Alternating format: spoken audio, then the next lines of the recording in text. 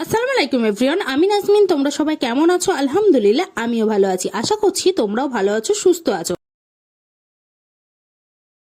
দেশ বিদেশ থেকে আমার ব্লগটি যারা দেখছেন সকলকে অসংখ্য ধন্যবাদ। সকলের জন্য দোয়া রইল। সকাল সকালেই ব্লগটা শুরু করলাম। দেখো, আম্মু আমাকে বলেছিল ব্যাট বলটা ভেজে নেওয়ার কথা, তা আমি তো ভেজে ভাইকে দিলাম, আর চা এনেও দিয়েছি, আমারটাও নিয়ে আসছিলাম।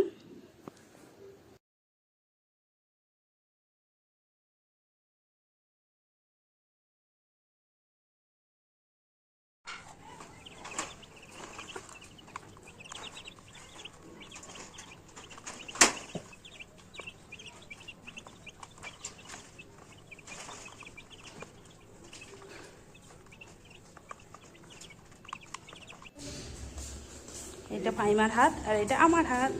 চলো আমরা দুই বোন যাচ্ছি। আমি আর ফাইমা ভাবিদের বাড়ি চলে এসেছি। ভাবিদের বাড়ি দেখো, একদম ঢুকতেই কত সুন্দর গাছ বসিয়ে রেখেছে। লঙ্কা গাছও দেখছিলাম বসিয়েছে, অ্যালোভেরা গাছ বসিয়েছে। তো দেখতে দেখতে দেখতে এসেছিলাম, আসলে পিলে পুষেছিল দুটো। শুনেছি পিলেগুলো না বেশ বড় বড় হয়েছে। কয়েকদিন ধরে ভাবছিলাম যে আসবো, কিন্তু আসা হচ্ছিল না। বোনকে বললাম চল তো দেখে আসি, আর ও রাজি হয়ে গেছে বলে চলে আসলাম ভাবিদের বাড়ি। ভাবিদের বাড়ি দেখতে দেখতে দেখছিলাম এই লঙ্কাটা দেখো, বেশ ভালোই, একটা টবে লঙ্কা বেশ ভালোই হয়েছে। আমি দেখে জিজ্ঞাসা করছিলাম যে কি লঙ্কা, ভাবি এটা কি নাম বলেছিল আমি ভুলে গেছি। তো তারপর আবার ওখান থেকে আবার বাড়িতে, দেখো বাড়িতে চলে এসেছি দুই বোন। বাড়িতে চলে আসার পর আম্মু হচ্ছে রুটি আর চিকেন রান্না করেছিল, সেটাই খেতে দিয়েছিল। ভাইটা তো দিয়েছি আমি আগে, আর আমারটাও আমি নিয়ে চলে আসলাম। সকাল সকাল ব্রেকফাস্টটা করে নেব। তো চিকেন দিয়ে হচ্ছে রুটি খাচ্ছিলাম, বেশ ঝাল ঝাল করেছিল তো আম্মু, খেতে কিন্তু বেশ ভালো লাগছিল। আমি মজা করে খাওয়া দাওয়া কমপ্লিট করছিলাম, সকালবেলার ব্রেকফাস্ট।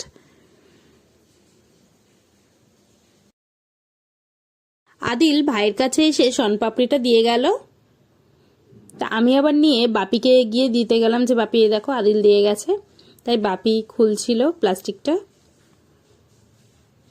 প্যাকেটটা খুলছিল। তো ভাইও বসেছিল যে বাপি খুলবে আর ওর নেবে, আর আমিও কিন্তু তেমনই বসেছিলাম।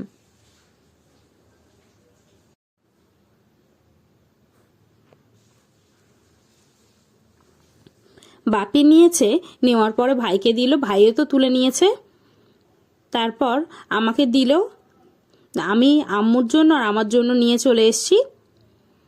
তো আমি বললাম আম্মু এখান থেকে একটা খাই আর তুমিও খাও। তো আমিও খাচ্ছিলাম, আর ভাইও আমার পাশে এসে বসলো, তাই ওর সঙ্গে কথা বলছিলাম আর শনপাপড়িটা খাচ্ছিলাম।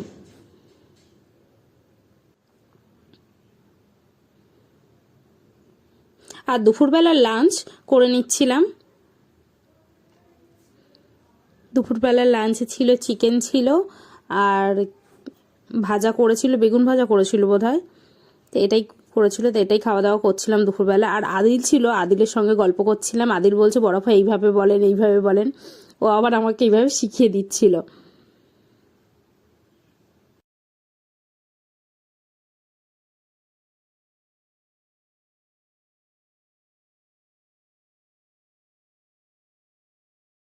আমরা খেলে তো শুধু হবে না, পিলেদেরও তো খেতে দিতে হবে। তাই আগে দিয়ে গেছিলাম। তারপর আমার খাওয়া দাওয়া হয়ে যাওয়ার পরে এসে দেখছি ওরাও খাওয়া দাওয়া করছে। দেখে এত ভালো লাগে যে ওরা একসঙ্গে সবাই মিলে খায়, তো খুব ভালো লাগে দেখতে।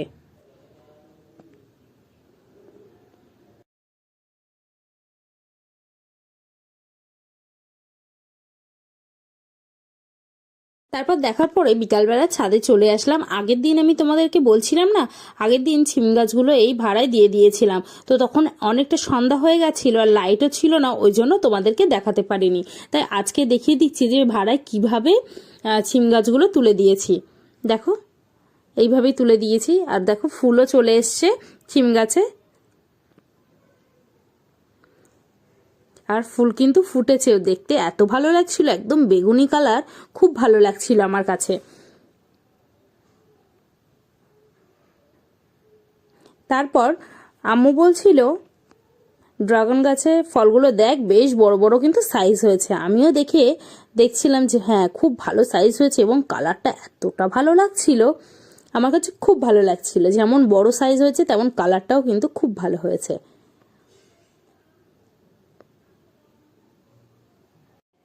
প্রতিটা ড্রাগনই কিন্তু পেকে গেছে, ড্রাগন ফল প্রতিটা ড্রাগন ফলই পেকে গেছে। এই ফলের সাইজটা ভীষণ বড় হয়েছে। আমি এইভাবে প্রতিটা ফলই দেখে নিচ্ছিলাম। এই ফলটাও দেখো, কালারটা এত ভালো লাগছিল না, ফলগুলোর কালার আমার কি বলবো খুবই ভালো লাগছিল। এটা এখনো মনে হয় 2-3 দিন লাগবে পাকতে। আর এই ফলটা দেখো, এই ফলটা না আমার কাছে সব থেকে বেশি ভালো লেগেছে। আমি আম্মুকে বলছিলাম দেখো আম্মু এই ফলটা দেখো একদম কতটা সুন্দর। আমি এইভাবেই ঘুরে ঘুরে দেখছিলাম। তারপর দেখতে দেখতে খেয়াল করলাম যে জবা গাছে ফুল ফুটেছে, একদম নকিয়ে বসে আছে। প্রথম দেখতে পারিনি, হঠাৎ কি গোলাপি মতো, তারপর দেখছি এক কোনায় ফুল ফুটে আছে। তারপর এরকম বেশ কিছুক্ষণ ছাদে গল্প করতে করতে দেখছি একদম সন্ধ্যা হয়ে গেছে। তারপর ফলটা আমি পেড়ে নিলাম। আম্মু বললো তাড়াতাড়ি ফলটা পাড়, দেখো একদম সন্ধ্যা হয়ে এসছে। একটা ফল তো পেরে নিয়েছি, আবারও আরেকটা ফলও পেরে নিচ্ছি ঘুরিয়ে ঘুরিয়ে।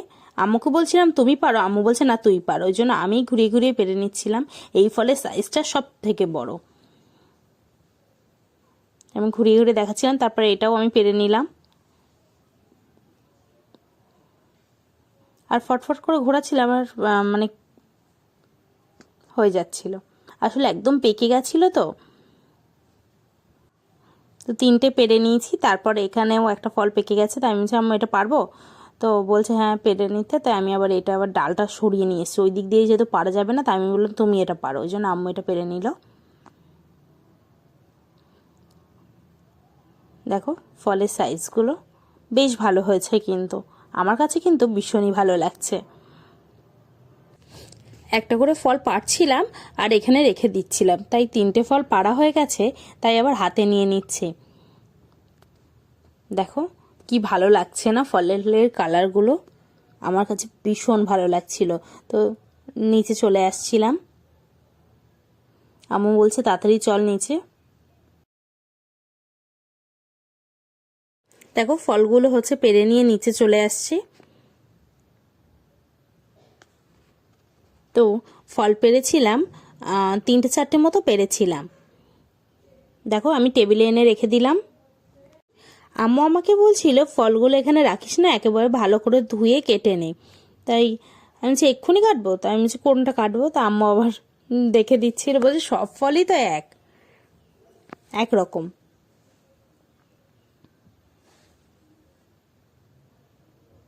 তারপর এখান থেকে নিয়ে ফল কেটে নিলাম।